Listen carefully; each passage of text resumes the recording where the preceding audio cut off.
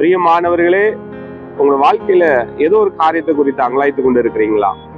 ஏதோ ஒரு காரியத்தை குறித்து நான் அங்கலாய்த்து கொண்டு இருக்கிறேன், என்னோட அங்கலாய்ப்பை பார்ப்பதற்கு யாருமே இல்லை அப்படின்னு நினைக்கிறீங்களா? உங்கள் அங்கலாய்ப்பை பார்ப்பதற்கு ஒருவர் உண்டு. அவர்தான் ஆண்டவராகிய இயேசு கிறிஸ்து. பாருங்க, ஆகாருடைய வாழ்க்கையில ஆகார் அங்கலாய்த்து கொண்டபடினால ஆகாருடைய ஜெபத்தை கர்த்தர் கேட்டார்.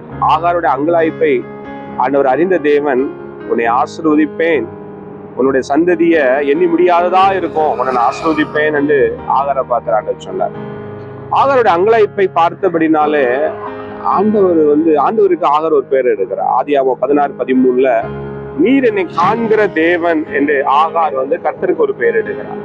எனக்கு அன்பானவர்களே, உங்களோட அங்கலாய்ப்பை பார்ப்பதற்கும் உங்களோட அங்கலாய்ப்பை காண்பதற்கும் ஒருவர் உண்டு. அவர் ஆண்டவராய் இயேசு கிறிஸ்து. அவர் நிச்சயமா உங்களோட அங்கலாய்ப்பை காண்கிற தேவனா இருக்கிறார். ஆகார ஆசீர்வதித்தது போல கர்த்தர் உங்களையும் ஆசீர்வதிக்க விரும்புகிறார். தேங்க்யூ. God plus.